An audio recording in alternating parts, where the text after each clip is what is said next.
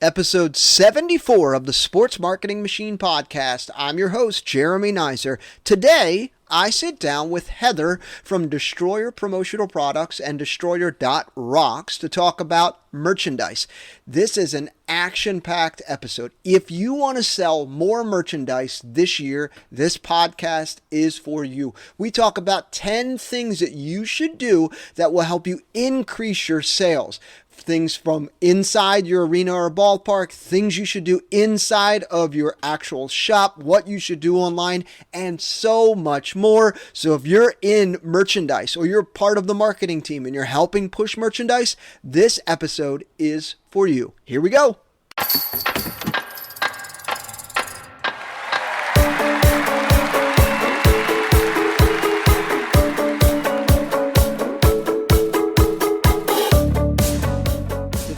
Marketing Machine Podcast, the podcast for those working in sports looking to level up their marketing skill set so they can sell more tickets, sell more merchandise, and grow your fan base. Today, we're talking all about improving your merchandise sales, and I've brought on Heather from Destroyer Promotional Products.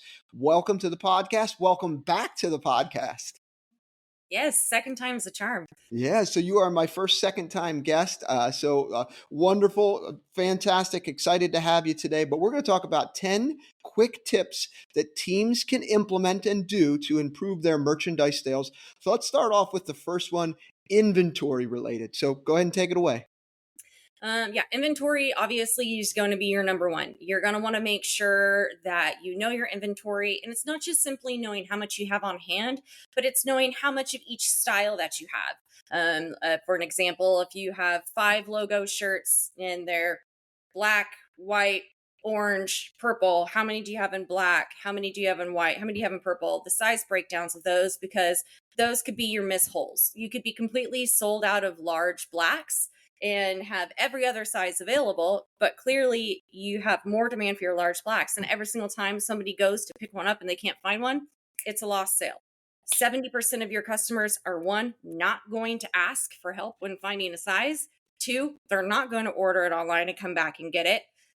Especially in our business, we're not as large as, like Gap and Old Navy and those things. So if they're not able to buy it right then and there, majority of the time, it's a lost sale for you. Mm-hmm. So knowing what you have, making sure that you're doing replen orders, you can do inventory spot checks. You don't have to do a full one. I know those take a lot of time, but just take 10 to 15 different styles of things that you have on the floor and spot check, make sure and count those and that they match what's in your system.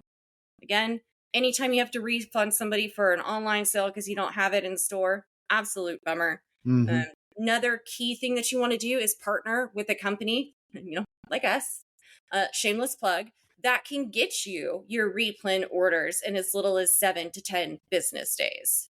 If you have to order 6 or plus months out in advance, probably not going to be the best thing to go with because you're going to sell out of it, which is great, but all the different miss sales opportunities is not so great. You could have a really cool shirt and 10 to 15 people want it, or you could have a really cool shirt and 400 people want it and you only ordered 95. You're kind of SOL. I absolutely had a team that did this last time. It was one of their last season was one of their it was their alt brand, and they sold out of every single style shirt that game night. Wow. So they had to do an emergency reorder. They started taking pre-orders because they knew that we could get them their materials in 7 to 10 days. So the next weekend, when that game came around, people could come and pick up their shirt or it was already mailed out to them. That's going to be your saving grace right there. But again, they ordered limited quantities of things. I think it was 95 of each style or less.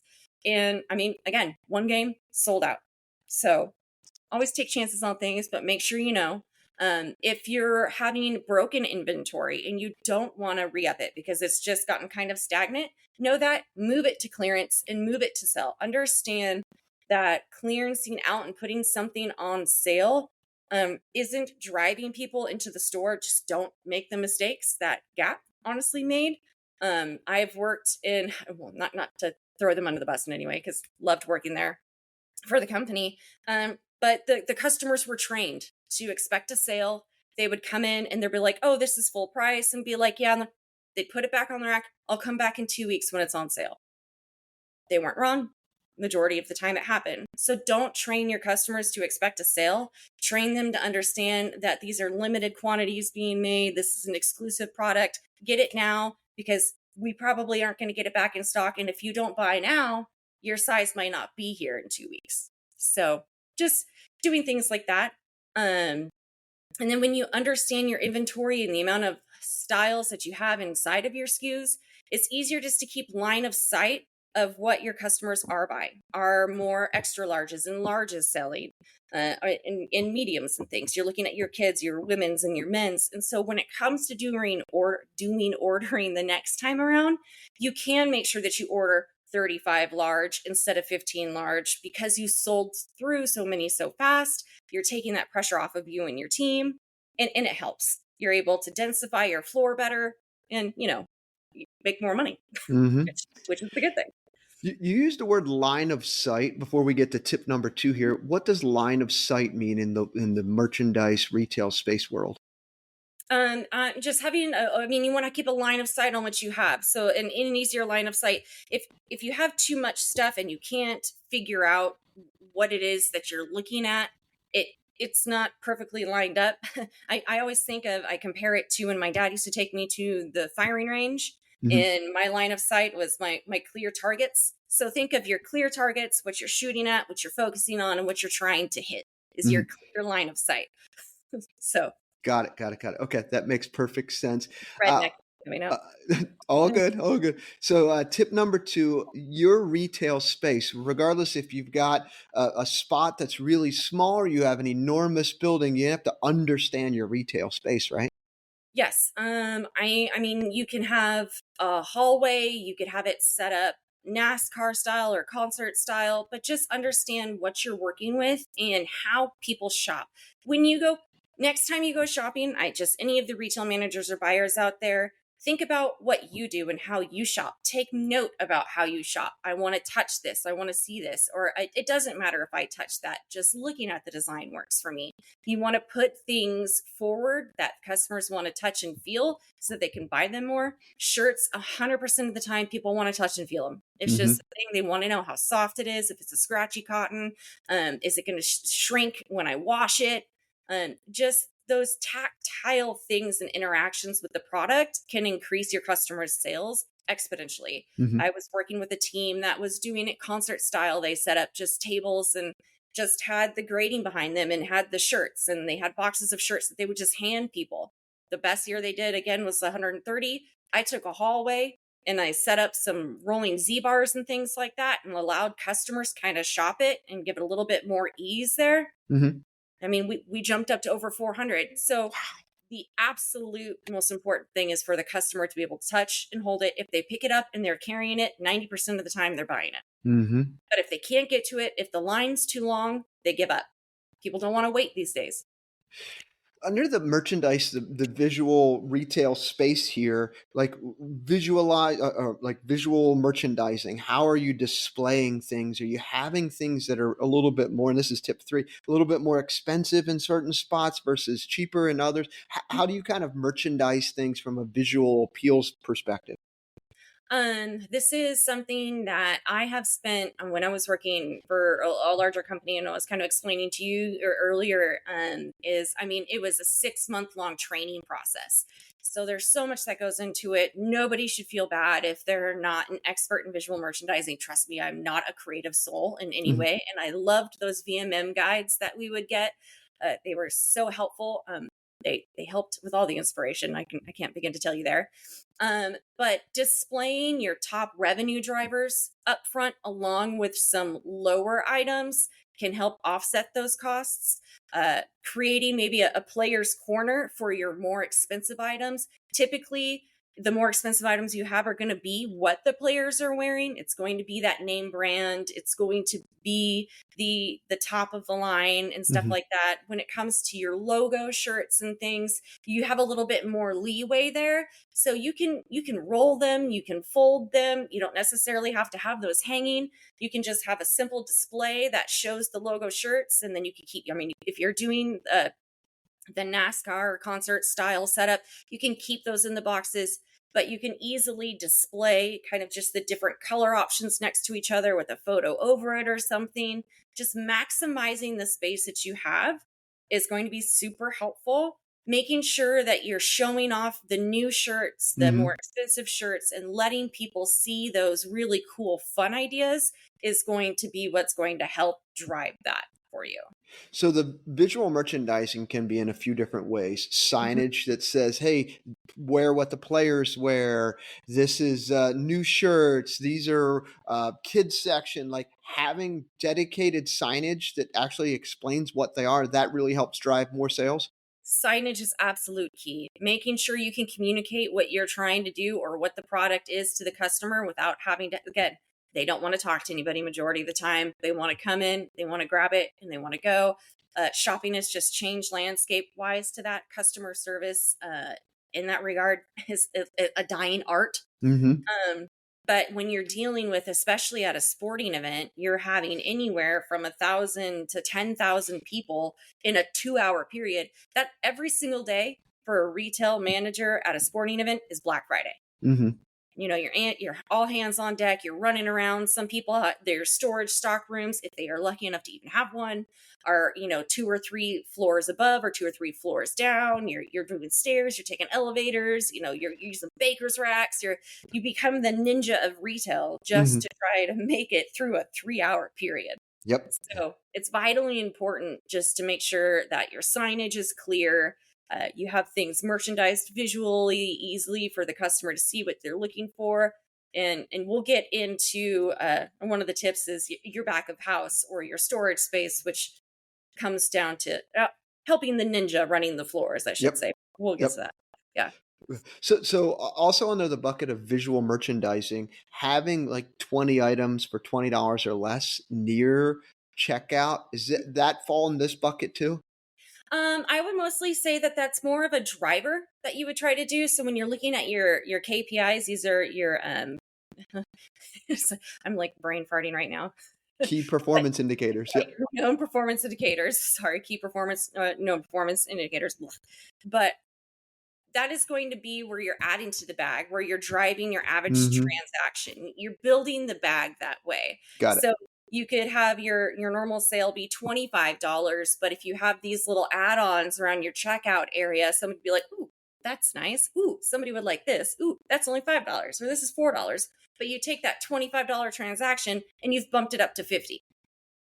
So they may not be things that you're going to be making a retirement on, but Hmm. they're typically high margin, low cost items, and you build your bag. And if you can take 1,000 transactions that were going to be $25 and only, have a $2,500 night and increase those to $50 and then have a $5,000 night, that's a substantial win in anybody's book.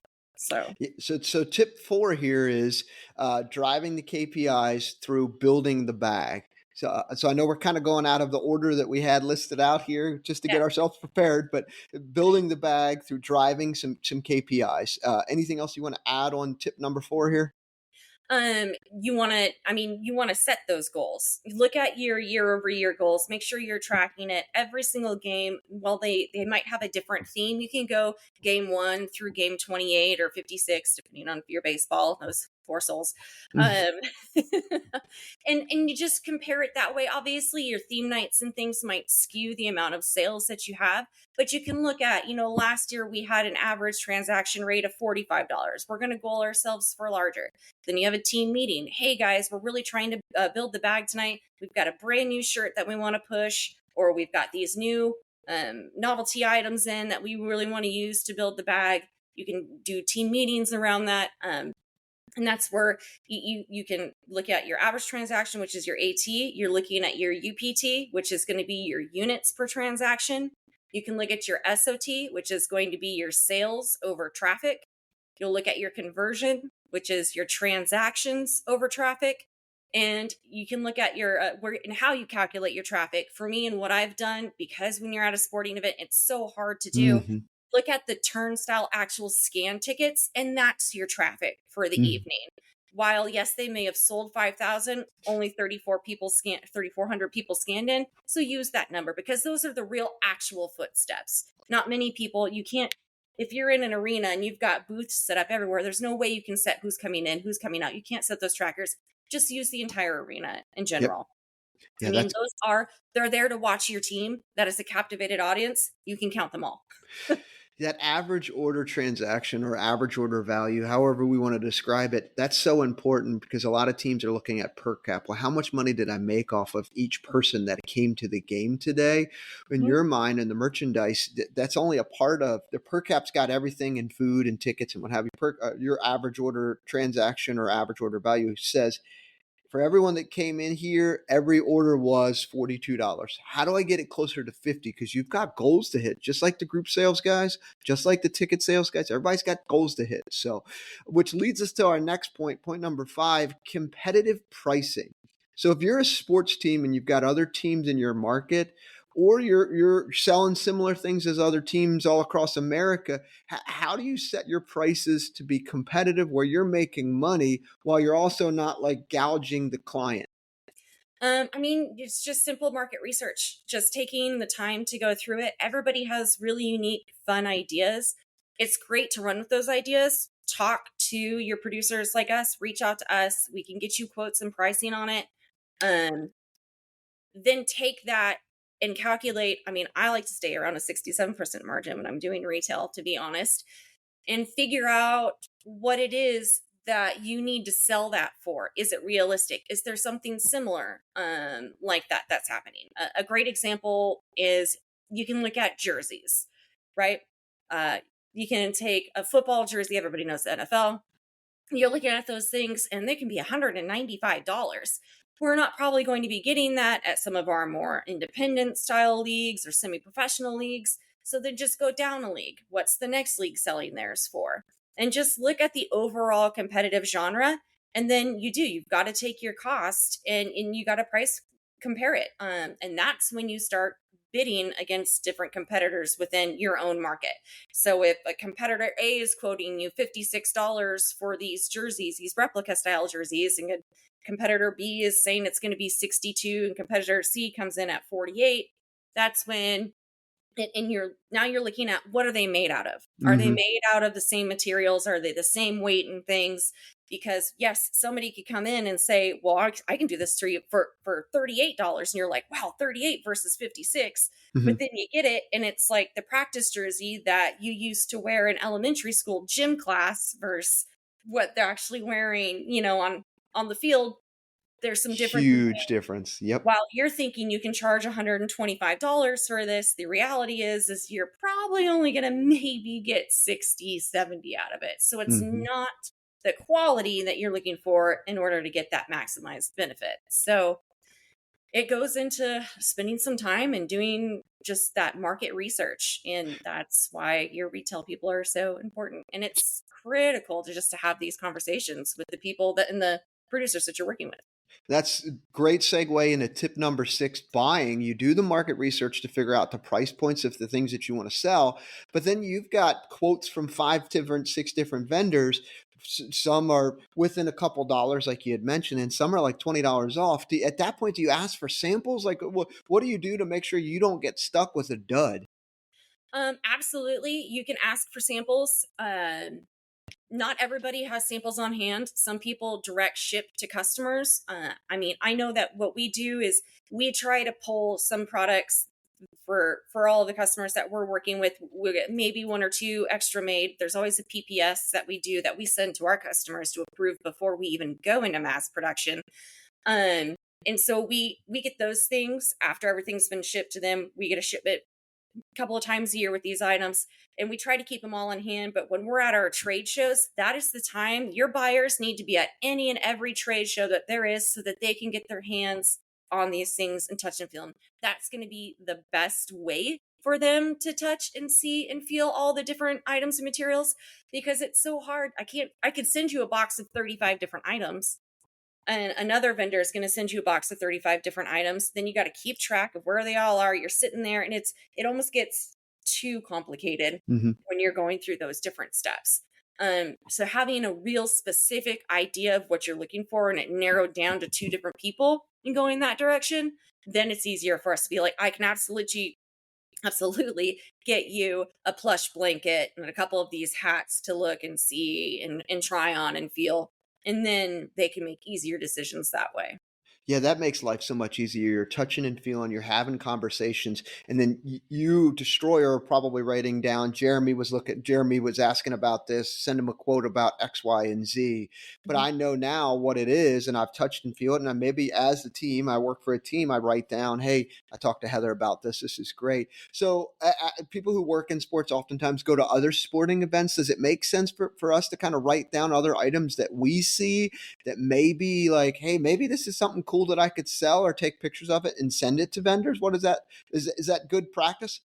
Absolutely, I do it all the time. Everybody has their phone on you. Just open up your little notes section, or if you have a group chat, I blow up my coworkers all the time. I'm like, ooh, look at this, or ooh, look at that. I take photos.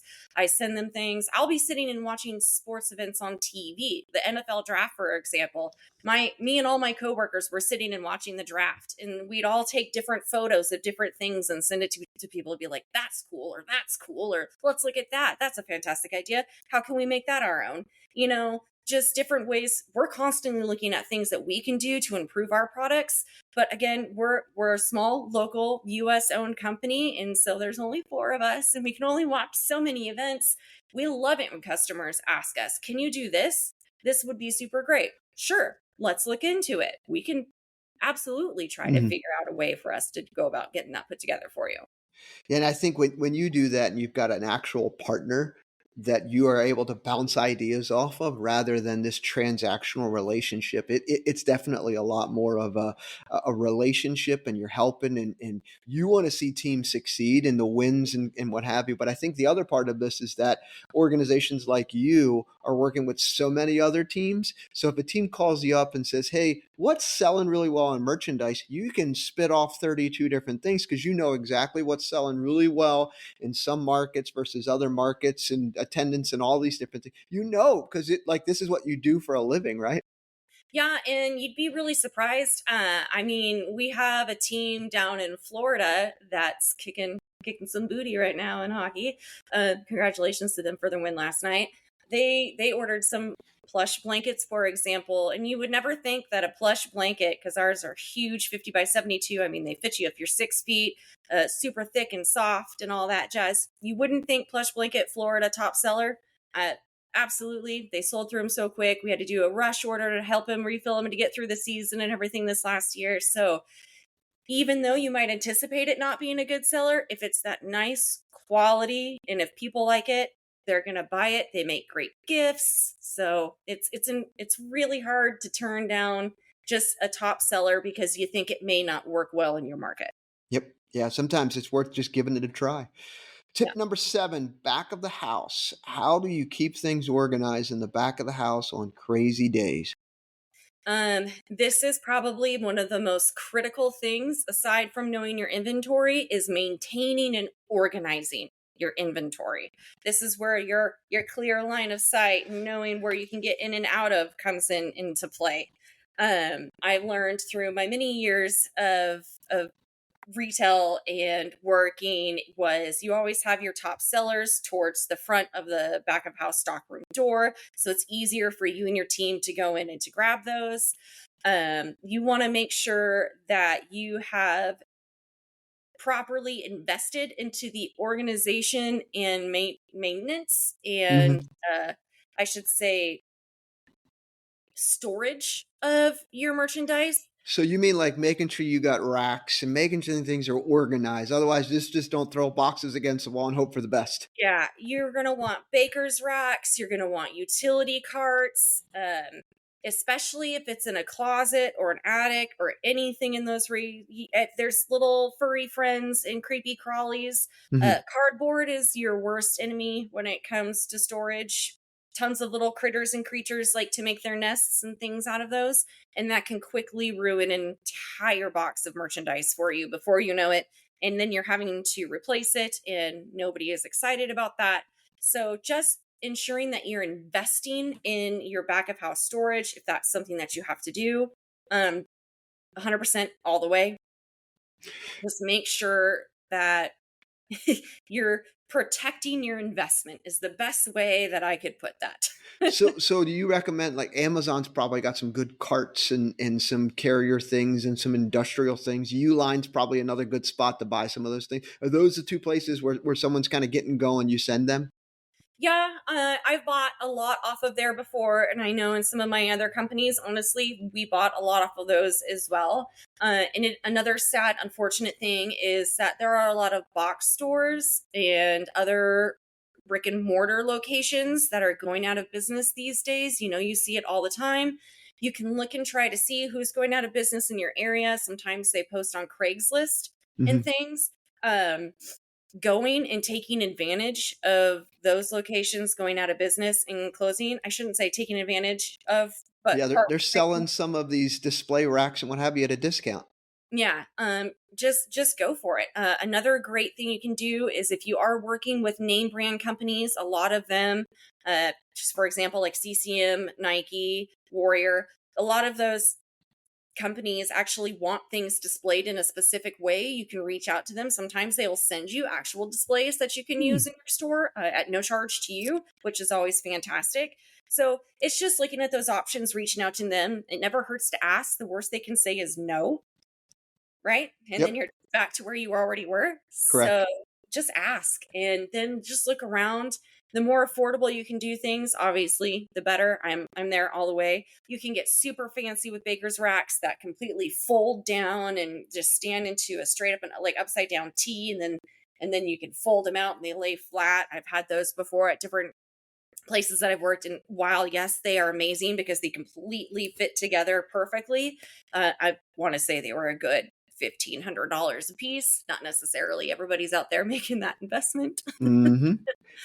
but you can get baker's racks for 120 to $200. Z racks, the Z bars, you want to make sure that it is a good quality one. Hmm. You want to do $100 or more on those bad boys. You can find them for $50 to $60, but they're not going to hold the weight. And that's what's important. You would be surprised how much clothes weighs Hmm. when you have it all put together. And I think that's something that everybody underestimates is how heavy it is to move stock from one location to another. So making sure you've got wheels on everything that you get, absolutely critical. Hmm. I've even bought bookshelves and put wheels on the bottom of those. So you That's a can good use idea. yeah, the cube display style things, those are fantastic. Just go ahead and screw some wheels in on that bad boy, flip her over, and you've got yourself a moving cube display where you can put all your smalls of this color in here, your mediums, your larges, and go down. Super easy, super quick. You wheel her in, wheel her out.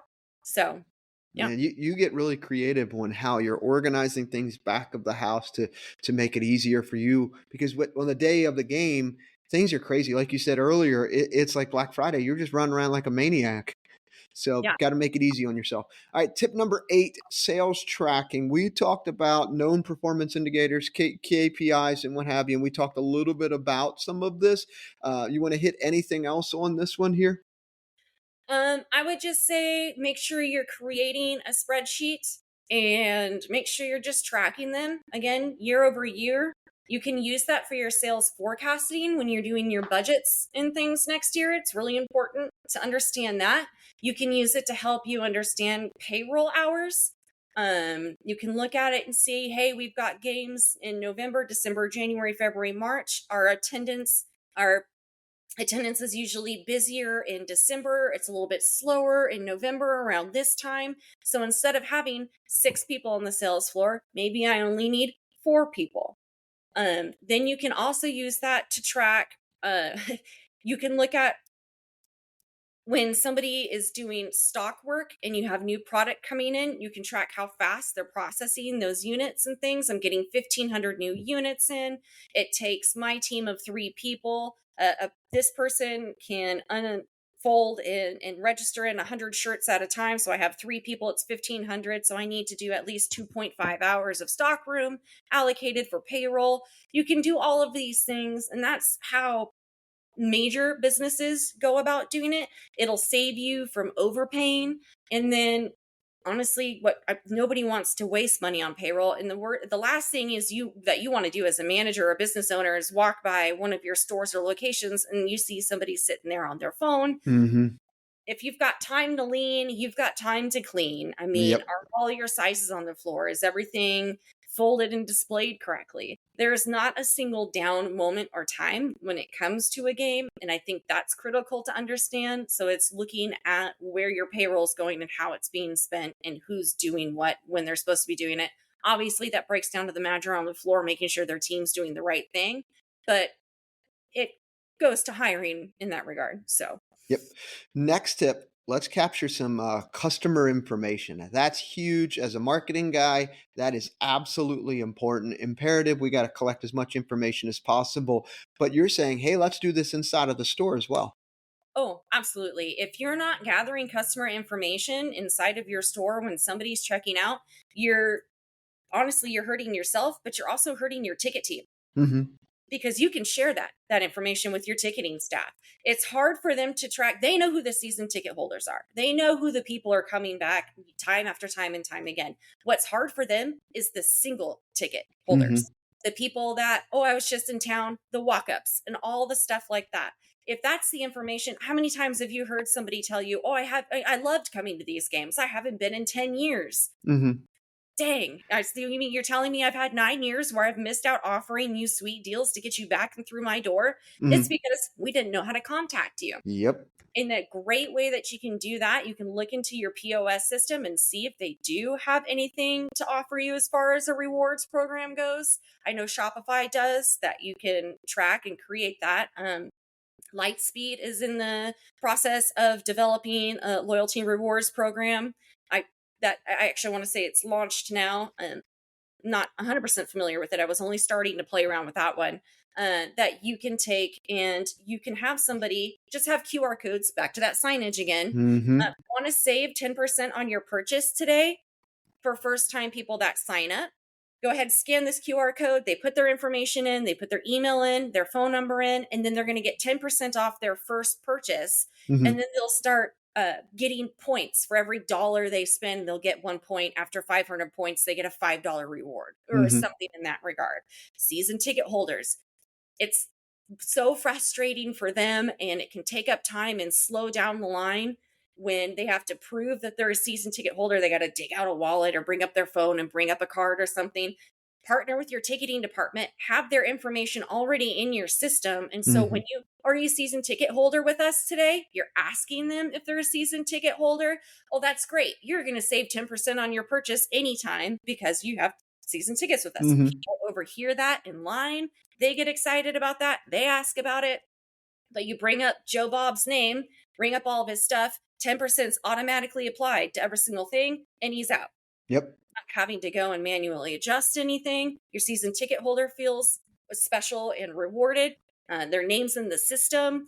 Everybody asks about it. And then, the next person in line is, can I get your information so I can send you a 10% off your next purchase? Oh, you already signed up? Let's go ahead and make sure your 10% applies. It's Mm-hmm. just an easy way to get more information that you can then pass along to your ticketing team that they can send blasts out for. Mm-hmm. It's a great way for you to be able to incentivize people for new merchandise. Hey, when you do your email blast, brand new alt logo jerseys are in, or brand new shirts are in, or great holiday gift giving for this, the fan in your family type of thing. Mm-hmm. So I'm, you catch more fish when you cast more lines into the Yep. pond. So start casting.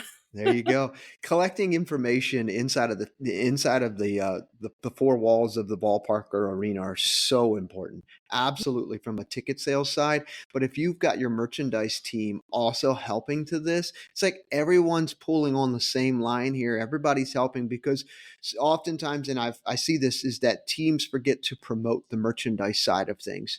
They forget to export the names from Shopify into their constant contact, or they don't even have them linked. So I see this all the time, and merchandise is such a great way to get people in to buy. Oh, that's a cool looking hat. Well, I've never been to a game. You can see that, or I'm a mini plan holder. This is a great for us to get you to spend more money is through merchandise and what have you. So it's a great opportunity for someone to give you more money. Simple as that. Pretty much. Which leads to our final tip here: brand awareness. So, all in general, the marketing of how you're selling more merchandise. Yeah, you want to make sure that everybody recognizes you and recognizes your brand. Put QR codes on as many things as you possibly can. If you're buying a tote bag that you're putting merchandise into that somebody's walking off with, a reusable one, that then they're taking that grocery store shopping. People are going to see that. They can scan it. They're going to go to the beach. They're going to travel. They're going to take this bag and they're going to go somewhere with it because they can reuse it. Reusable bags are huge these days. Everybody Hmm. does it. No need to argue about it. Yep. Just do it. We have a great deal of them, by the way. Um, and then you're marketing to your customers, making sure that you're partnering now with the other departments in your team, such as your social media department or your in-game marketing department, making sure your online presence is there. Are things being posted to Facebook? Hmm. Are we posting them to Instagram? Are we putting players in the merchandise and doing something with them and having them be excited about it? Are we making sure that during the game we've got several different slides or things that come up that say shop online, scan this QR code?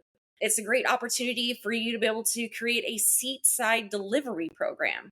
Somebody can just scan the code and you can have a special Hmm. checkout that's enabled during the games, and you can say seat, row, section, and everything's delivered during the third period. They can order from your store and never have to leave their seat. They don't have to stand in line. They don't have to check and worry about inventory. You're going to pull it, you're going to bring it to them, and you do it during the final period or quarter or whatever it is of the game that's going to make most sense for you and your team. And you're going to just increase things. It's going to be so much better. It's going to be great. If you've got boxes or special, VIP areas, put up a bunch of little signs and everything around there. Put them in the bathrooms, put them Hmm. on the walls, inundate everybody. Yep. To let folks know to buy, save time, and buy online. A couple teams that I've worked with this year, they have smaller merchandise stores where fitting people inside is hard, or they're butt up against the concession. So if the concession line's long, it goes into the store. So they've been promoting the heck out of save time and buy online. So your know before you go emails include information about buying merchandise. You've got public address messages. Scan this QR code, buy merchandise, and we're going to deliver it to you in the fifth inning or the third period or whatever it is. And they've seen their numbers jump. And oftentimes, merchandise sales has a higher average order value, average order transaction value versus in store, because people don't want to wait in line, right? So if you can get, the more people you can send to your merchandise store online, the better chances. What do you say to teams when you look at their online merchandise store and it's just like a shirt that's laid out on like a table and they take a picture of it? It's like, you got to get someone to model it, right? It just sells better. Yeah, absolutely. And that goes back to your visual merchandising and making sure that everything is standardized. You can have one shirt on a mannequin, then you can have another shirt on a person, or one shirt laying on a table. It looks chaotic. Yep. Just take a little bit of the time in the off season or on a weekend or something when you have that, and just standardize that with something I really can't stress more than enough of. And if mannequins and busts really don't cost that much, and again, if there's a business or something going out around you, pick one up. Mm-hmm. Um, and they're great again when you have that kind of I hate saying NASCAR concert style setup, but everybody knows what it Mm-hmm. means. Yep. But you've got those busts on wheels, and then it's a woman's and a men's and a kid's, and you can feature those things, and it's standing behind your staff. It gives more depth to your visual merchandising. It just makes it look, it elevates your presentation, Mm-hmm. honestly.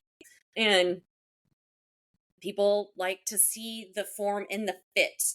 You'll be able to see if it's a standard, more boxy size, or if it's a slimmer size fit. Because another thing you'll notice, if they're laying a shirt down on a table, they're most likely not going into a lot of product detail in the Mm-hmm. description of that shirt on that website either. Um, Yeah, there's a t-shirt website that I bought some t-shirts off of, and it had images of people. He's 5'10", 160. He's 6'2", 230. She's 5'2", 120. Like, it had all these images of the people wearing the shirt and the size, and I'm like, oh gosh, that's me. I see where that fits. All right, I'll buy it. And it made it easier for us. Now, that's harder for teams to be able to do because they simply don't they don't have the models and they can't do that, but at the very least do the mannequin style or have someone on your staff model these men or women's or even kids, because it just helps you sell them significantly faster than if it was without. So Oh, absolutely. And then, I mean, the one thing that a mannequin's never going to do is change its weight. yep, that's a good point. You're going to know that a large fits this, and you can do the measurements of it, Yep. So, or the small fits that. Mannequins are great in that regard, as they're very standardized. Yep, you are right about that. All right, let's recap our 10 tips. We've got some good ones here. So number one, know your inventory.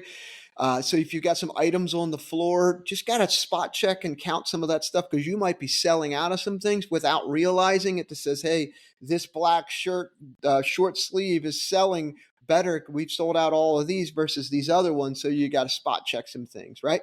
Yeah, No, and you can also pull a report when you're during the game. You can look at your sales report and standardize how many you bring to the floor. I have 5 larges brought to the floor every single time. Or when I'm replenishing my floor after a game, I make sure that there is 5 of every single size on the floor. So if I bring it up and I see that 5 large are sold in the black, I know that I need to bring down 7 most likely, because mhm. there's somebody looking for it. And then I have 5 more for somebody else to sell. Anytime you go to the stock room to grab a size for somebody else, you are grabbing more to bring to the floor.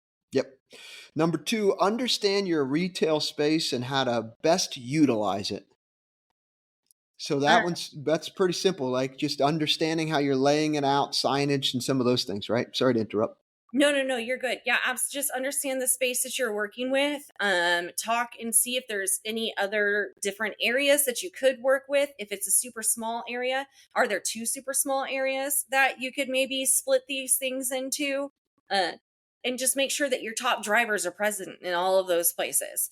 I have a lot of teams that they have their store up here, but they've got a kid zone. So then they have a kid table set up with kids merch. Mm-hmm. Down there, and novelties and things right next to the kids zone. So target audience, target your fans, just sell, sell, sell. Sell, sell, sell. All right, visual merchandising. So display your top stuff in the front. You've got some impulse buy stuff there, but try to make things a little bit easier for folks to buy things that are your top revenue drivers, and try to create some sort of a story, I guess, when you go into the store. Absolutely. Yeah. Just create a story. You don't want to have a bunch of women's stuff intermixed with a bunch of men's stuff and you got your random kid stuff. Definitely, obviously, try to set out your different sections. If you've got colors that work well together, you can create a color story in those things and separate that out. You can have face outs, you can have side hanging. Just create a visual environment that's enticing. I've worked with teams where they had shirts there for 3 years, and then I went in and I helped readjust some things around the store. And I kid you not, customers all night were like, "When did you guys get that shirt in?" And they were buying them. It was selling, but it was just because it had been side hung for so long and never faced out. People couldn't see what was on it.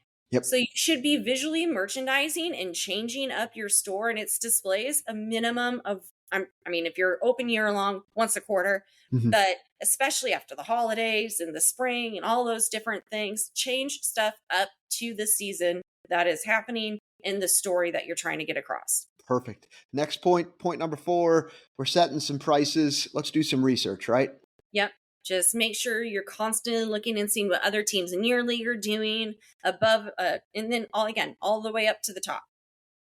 Buying, we're going to do some research on items. So sure, I can get a nice jersey at $32, but is it great quality? So actually spending some time to see what other teams are buying, getting some quote, lots of different quotes, also seeing it in your hand, but going out and visiting people at trade shows. Those are some huge things to do, right?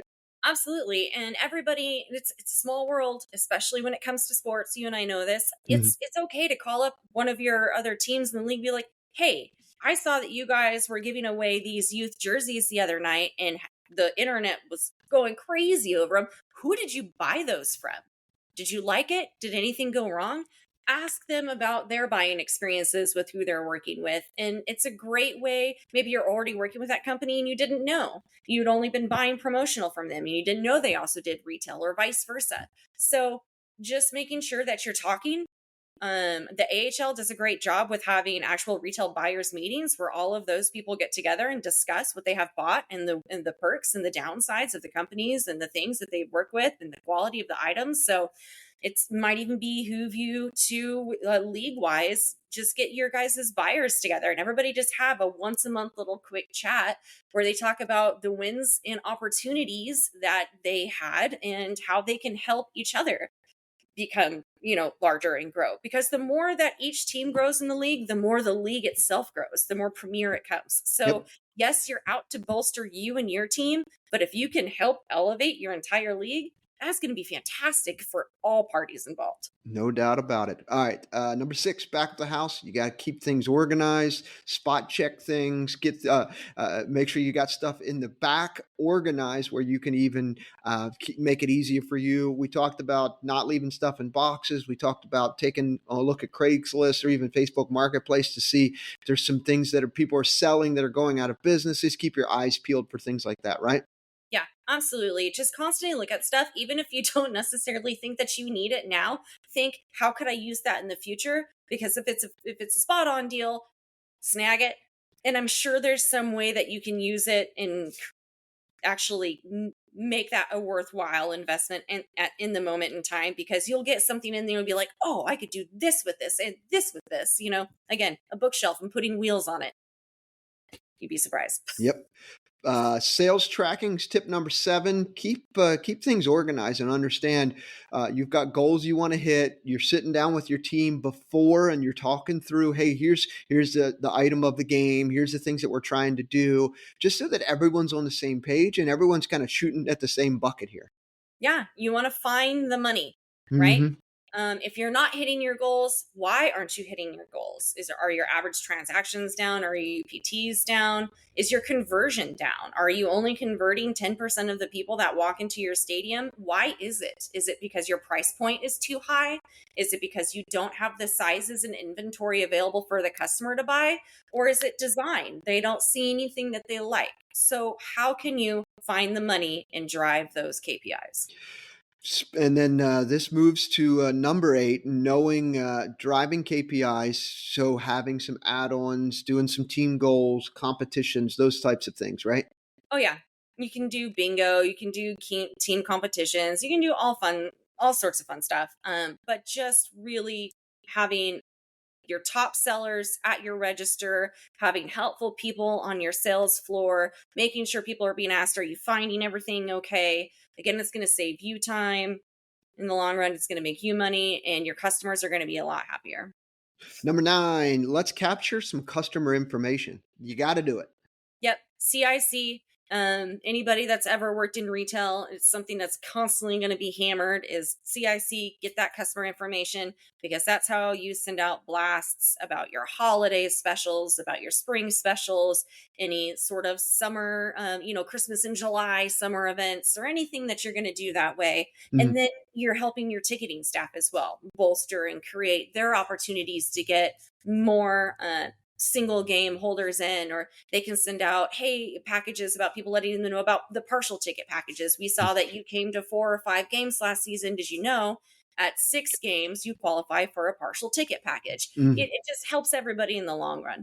Yep, yeah. And then when you do this, just make sure the marketing team's actually sending out emails about merchandise, because oftentimes some teams forget to do that. So let's make sure you include that. So, and number 10, brand awareness. Let's promote all the merchandise and the cool stuff we've got. Yeah. And just making sure that you're everywhere. You could be a hockey team, but make sure you've got beach towels, you've got beach bags and things, because guess what your hockey fans are doing? They're going to the beach majority of the time in the summertime if they're not sitting there watching your game. And why wouldn't you want to bring something of have them bring something of yours to the beach and use it? Because one, it's super fun. I have been in beaches in Hilton Head, and I'll be wearing some of my, University of Tennessee stuff. And somebody would be like, oh, I went to University of Tennessee. I literally met somebody that lives up the street from me on a beach in Hilton Head because I was wearing my paraphernalia. I've done the same with Ice Bear stuff in us at the SeaTac airport in Seattle. I Hmm. ran into actually a player's parents that were coming down from Alaska and were at the airport and heading that direction. So it's great. It creates fun brand awareness and conversations. Your fans feel fun about it and happy about it. And then obviously you do too. So there you go. 10 quick tips to improve your merchandise sales from Heather from Destroyer Promotional Products. If someone had questions and say, hey, you were talking about visual merchandising or driving KPIs, can someone reach out to you and kind of dive a little bit more in depth into some of these tips and tactics, or even just reach out to get some quotes on some things? Oh, yeah, absolutely. And I mean, this is a super short conversation when it comes to doing all these things. And it can be really difficult and confusing to understand. I'm there with people. Math is not my forte. I'll put it that way. Love me my Excel. I've got all sorts of tips and tricks to help somebody get that set up. We can help create a visual guide around your brand and what you want to run with for the upcoming season. If you've got promotional nights coming up and you want to do something for those specific nights, we can create retail drivers and promo drivers around that. So you just reach out to us and we're more than happy to help. It's easier for us to have a conversation with you one on one Mhm. than just trying to do it via email, because just is so much more organic questions that happen that way. No doubt about it. What's the easiest way someone can get a hold of you? They can reach out to us. Just visit us online at www.destroyer.rocks, and you can contact me, Carrie, or Jeff, and we can go ahead and we can start getting that conversation going. We have a great contact us now, a little button at the bottom, or you can click on our, what about us section, and you can get a hold of one of us individually.